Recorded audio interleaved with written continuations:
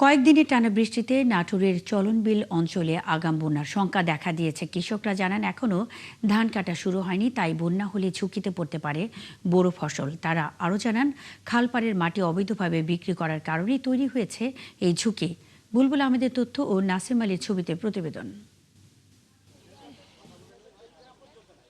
সিংড়া উপজেলার Jormallik bridge, Hanspukuria sluice gate, পাটকল Katuabari bridge, দক্ষিণ দমদমা, জোলার বাতা, হিয়ালা বিল সহ চলন বিলের বিভিন্ন নিচু এলাকায় খালবিলের পানি বেড়ে ফসলি জমিতে ঢুকতে শুরু করেছে।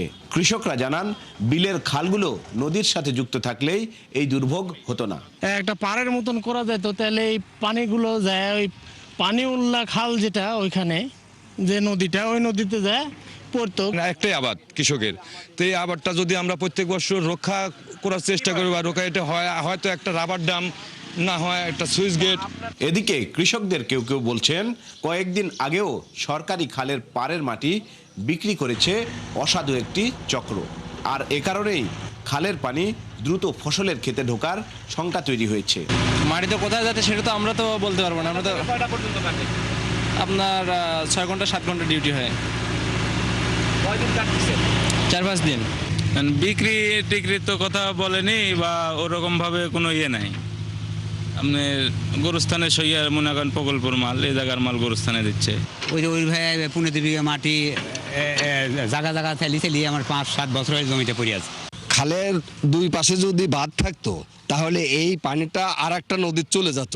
বিপর্যস্ত এই পরিস্থিতিতে কৃষকদের পাশে দাঁড়িয়েছেন নাটোর 3 আসনের সংসদ সদস্য আনোয়ারুল ইসলাম। তো এখন যে অবস্থা আছে, আল্লাহর রহমতে যদি আর বেশি বৃষ্টিপাত না হয় বা পানি উজানে পানি না আসে, তাহলে রাবার ড্যামটা খুলে দেওয়া হয়েছে আর কি।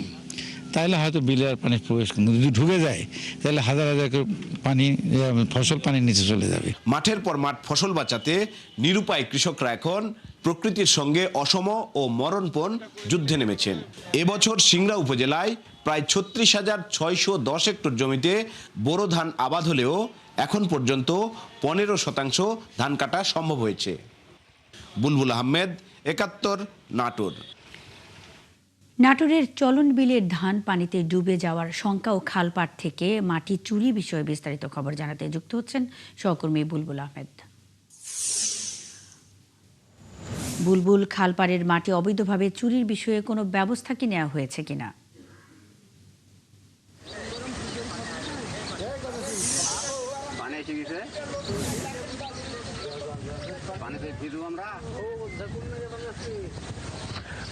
আসলে এই সিংড়া চলন বিল অধ্যুষিত এই উপজেলার কিন্তু বেশ কিছু এলাকায় আমরা দেখেছি যে খালগুলো খনন করা হয়েছে।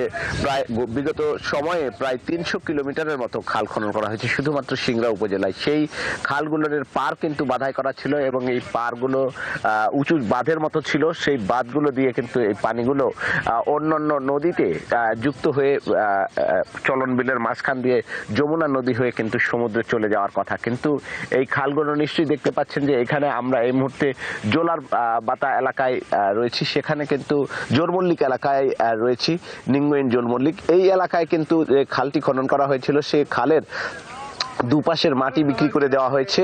অবৈধ অসাধু ব্যবসায়ীরা তারা কিন্তু বিক্রি করে দিয়েছেন। এই বিষয়ে আমরা যে স্থানীয় সংসদ সদস্য আনোয়ারুল ইসলাম আনু, তার সাথেও কথা বলেছিলাম। তার কাছ থেকে অনুমতি নিয়ে এইগুলো বিক্রি করা হয়েছে এমন বক্তব্য দিচ্ছিলেন এখানকার যারা স্থানীয়, যারা এই মাটি বিক্রি চক্রের সাথে জড়িত।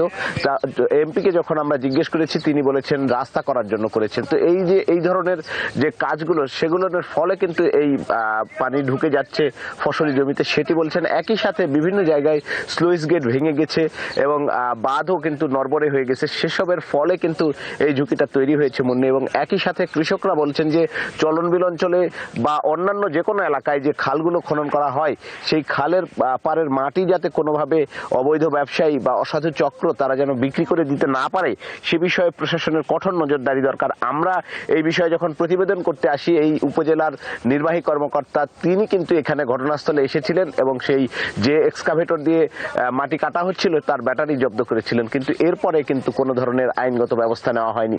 তার মানে প্রশাসনের সহযোগিতায় একরকম পুলিশ এবং স্থানীয় প্রশাসনের সহযোগিতায় এই ধরনের কাজগুলো চলে, কিংবা প্রভাবশালী চক্র যখন এগুলো অপসারণ করে মাটিগুলো বিক্রি করে দেয় বা এই ধরনের কাজ যখন তারা করে কোটি কোটি টাকার অবৈধভাবে মাটি বিক্রি করে দেয়, এইগুলোর বিরুদ্ধে কিন্তু তারা ব্যবস্থা নিতে পারে না, কারণ প্রভাবশালী চক্র রাজনৈতিক দলগুলো তাদের সাথে যখন যারা ক্ষমতায় থাকে তাদের লোকজন জড়িত থাকার কারণে কিন্তু এগুলোর ব্যবস্থা নেওয়া যায় না। মুন্নি, একই সাথে এই এলাকার কৃষকরা বলছেন যে চলনবিল অঞ্চলের বুলবুল আহমেদ, অসংখ্য ধন্যবাদ বেশ কিছু তথ্যের জন্য। সঙ্গেই থাকবেন, খবর রাখতে থাকুন। নাটোরে খালপাড়ের মাটি অবৈধভাবে চুরির বিষয়ে কথা বলতে বুলবুল আহমেদ যুক্ত ছিলেন।